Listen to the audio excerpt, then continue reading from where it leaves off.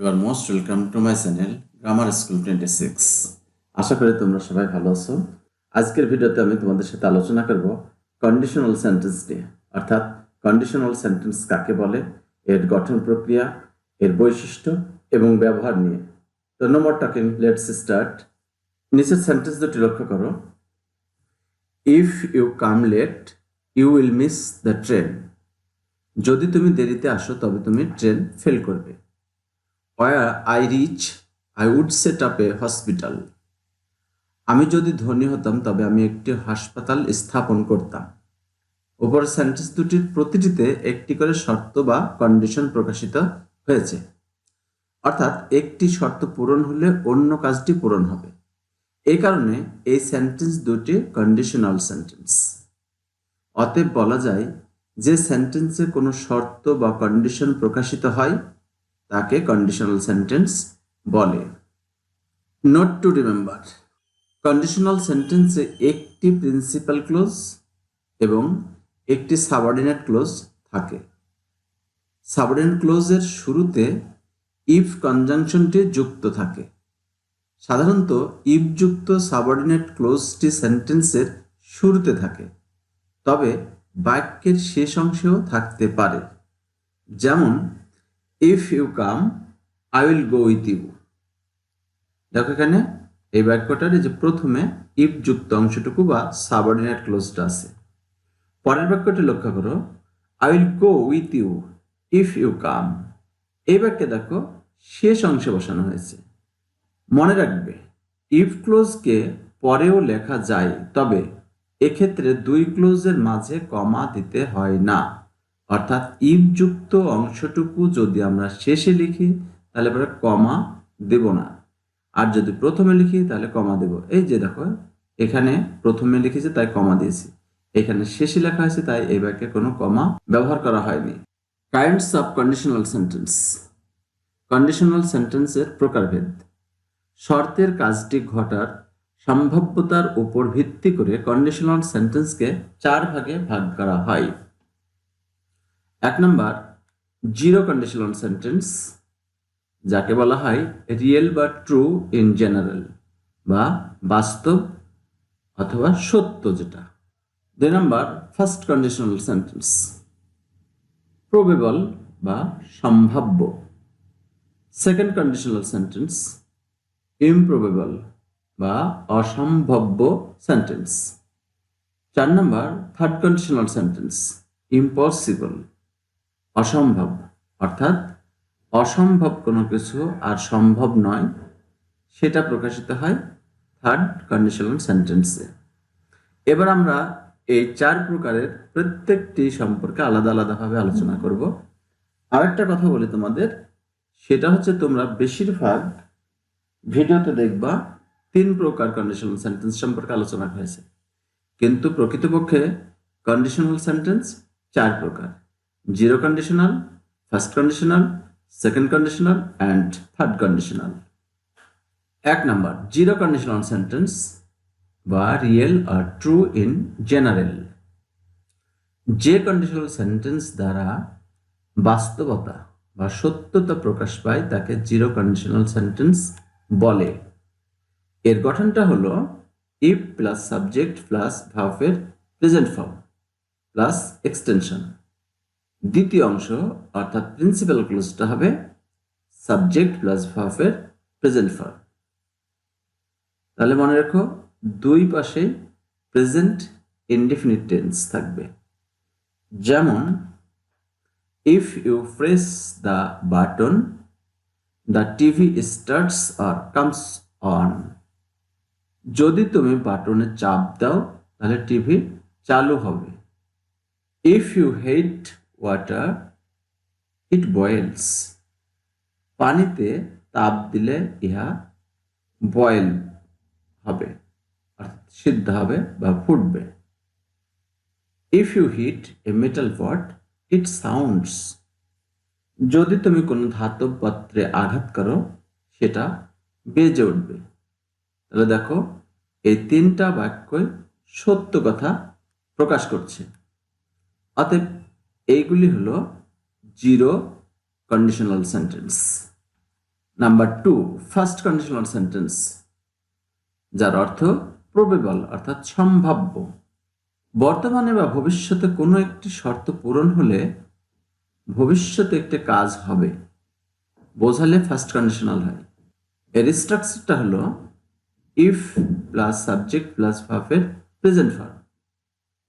দ্বিতীয় অংশ অর্থাৎ প্রিন্সিপাল ক্লোজে থাকবে subject plus will plus verb. তাহলে দেখো আমরা জিরো কন্ডিশনাল লিখেছিল, এ পাশেও প্রেজেন্ট ইনডেফিনিট, এ পাশেও প্রেজেন্ট ইনডেফিনিট। এইটাতে দেখো ইফ যুক্ত অংশটুকু প্রেজেন্ট টেন্সে থাকবে, কিন্তু পরের অংশটুকু ফিউচার ইনডেফিনিট। যেমন if I go home I will inform you, আমি যদি বাড়ি যাই তবে তোমাকে জানাবো। If you read attentively you will pass the exam, যদি তুমি মনোযোগ দিয়ে পড়ো তবে তুমি পাস করবে। If you work hard you will prosper in life, যদি তুমি কঠোর পরিশ্রম করো তবে তুমি জীবনে উন্নতি করবে। দেখো গঠন অনুযায়ী ইফ যুক্ত অংশটুকু প্রেজেন্ট ইনডেফিনিট, পরের অংশটুকু future indefinite. Number 3, second conditional sentence, বর্তমান বা ভবিষ্যতের কোনো অবাস্তব, অসম্ভাবনীয় বা অপ্রত্যাশিত ব্যাপার বোঝাতে সেকেন্ড কন্ডিশনাল বা ইমপ্রবেবল কন্ডিশনাল ব্যবহৃত হয়। এর গঠন হলো if plus subject plus were অথবা ভার্বের পাস্ট ফর্ম প্লাস এক্সটেনশন। দ্বিতীয় অংশ সাবজেক্ট প্লাস উড বা মাইট প্লাস ভার্বের মূল ফর্ম অর্থাৎ প্রেজেন্ট ফর্ম বা বেস ফর্ম, তারপরে বাকি অংশ বা এক্সটেনশন। তাহলে দেখো সেকেন্ড কন্ডিশনালে সাবজেক্টের পরে ওয়ার হবে অথবা ভার্বের পাস্ট ফর্ম হবে, আর দ্বিতীয় অংশে মূল ভার্বের আগে অর্থাৎ সাবজেক্টের পরে উড বা মাইট বসবে। যেমন if I had a mobile phone I would call you, আমার যদি একটি মোবাইল থাকতো তবে তোমাকে কল করতাম। এই যে দেখো এই যে হ্যাভের পাস্ট ফর্ম এখানে আছে। আবার দেখো if I were a rich man I would buy a car, আমি যদি ধনী হতাম তবে একটি গাড়ি কিনতাম। দেখো এখানে এই যে সাবজেক্ট করে ওয়া বসেছে, আর এর পাশে দেখো এই যে উড বসেছে, এখানেও উড আছে। আরেকটা জিনিস লক্ষ্য করো, আমরা এই ধরনের সেন্টেন্সে যদি ওয়ার থাকে সে ওয়ারকে আমরা প্রথমে বসিয়েও ইফের কাজ করতে পারি, অর্থাৎ ইফ না বসে ওয়ারকে যদি বসাই। যেমন were I a bird I would fly to you, আমি যদি পাখি হতাম তবে তোমার নিকট উড়ে যেতাম। এখানে দেখো ইফের পরিবর্তে আমরা ওয়ার বসিয়েছি এবং আমাদের অর্থটা ঠিকই আছে। এবার সেকেন্ড কন্ডিশনালের বৈশিষ্ট্যসমূহ। 1 নম্বর, ইফ ক্লোজটি পাস্ট ইনডিফিনিট টেন্সে হয়।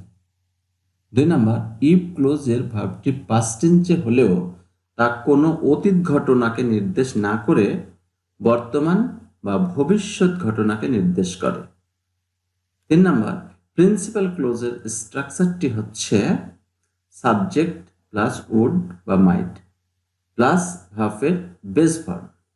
নাম্বার 4, থার্ড কন্ডিশনাল বা ইম্পসিবল কন্ডিশনাল সেন্টেন্স, অতীতে একটি শর্ত পূরণ হলে পাশাপাশি অন্য কাজটি হতো বা ঘটত, কিন্তু অতীতের শর্তটি পূরণ না হয় দ্বিতীয় কাজটি সম্পন্ন হয়নি এবং আর হওয়া সম্ভব নয়, এমন বোঝাতে থার্ড কন্ডিশনাল সেন্টেন্স হয়।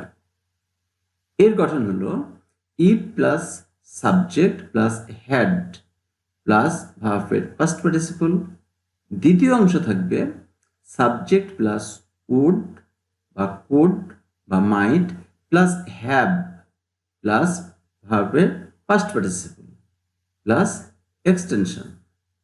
যেমন if you had studied hard you could have passed in the examination, যদি তুমি কঠোর পরিশ্রম করতে তবে পরীক্ষায় পাশ করতে পারতে। দেখো এখানকার শর্তটা আর পূরণ হবার নয়, অর্থাৎ পরীক্ষা পার হয়ে গেছে। পরেরটা দেখো if I had known that you are in home, I would have met you. আমি যদি জানতাম তুমি বাসায় ছিলে তবে তোমার সাথে দেখা করতাম। অর্থাৎ এই সময়টা পার হয়ে গেছে, সেটা আর আমাদের সম্ভব নয়। এখানে দেখো যে সাবজেক্টের পরে হ্যাড, তারপরে ভার্বের পাস্ট পার্টিসিপল। এই অংশে দেখো সাবজেক্ট পরে উড হ্যাভ প্লাস ভার্বের পাস্ট পার্টিসিপল। এখানে আরেকটা জিনিস দেখো, এই যে ইফ আর সাবজেক্ট পরে দেখো হ্যাড আছে, আমরা এই হ্যাডকে ইফের জায়গায় বসালেও একই অর্থ প্রকাশিত হবে। এভাবে আমরা ব্যবহার করতে পারবো। যেমন, had I been a rich man, I would have founded a school. আমি যদি ধনী হতাম তাহলে একটি বিদ্যালয় স্থাপন করতাম। এখানে দেখো ইফ বসায়নি, তারপরে দেখো এটা কন্ডিশনাল সেন্টেন্স এবং অর্থের কোনো গরমিল হয়নি। নোট টু রিমেম্বার, এ জাতীয় সেন্টেন্সের প্রিন্সিপাল ক্লোজে নিশ্চয়তা বোঝাতে, অর্থাৎ থার্ড কন্ডিশনাল সেন্টেন্সে নিশ্চয়তা বোঝাতে উড, সামর্থ্য বোঝাতে কুড এবং সম্ভাবনা বোঝাতে মাইট ব্যবহৃত হয়। যেমন, if I had come late I would have missed the bus. যদি আমি দেরিতে আসতাম তবে আমি বাস মিস করতাম। তাহলে এটা দেখো নিশ্চিত যে আমি দেরিতে আসলে আমি অবশ্যই বাসটা মিস করতাম। দ্বিতীয়টা দেখো, if you had come earlier you could have bought some fish. যদি তুমি আগে আসতে তবে তুমি কিছু মাছ কিনতে পারতে। দেখো সামর্থ্য বোঝাচ্ছে যে আগে আসলে কিনতে পারতো, তাই এখানে কুড, এটা সম্ভাবনা, তাই এখানে উড। শেষেরটা দেখো, if he hadn't read attentively he might have failed in the examination. সে যদি মনোযোগ দিয়ে লেখাপড়া না করত তবে সে পরীক্ষায় ফেল করত। এটা দেখো সম্ভাবনা বোঝাচ্ছে, হয়তো সে ফেল করত, তাই এখানে মাইট বসানো হয়েছে। তো এই হলো আমাদের কন্ডিশনাল সেন্টেন্স সমূহ। আশা করি তোমরা বুঝতে পেরেছ। যদি আমার ভিডিওটা ভালো লাগে তাহলে অবশ্যই অবশ্যই সাবস্ক্রাইব করবা, লাইক করবা, শেয়ার করবা। সবাই ভালো থেকো। আল্লাহ হাফিজ।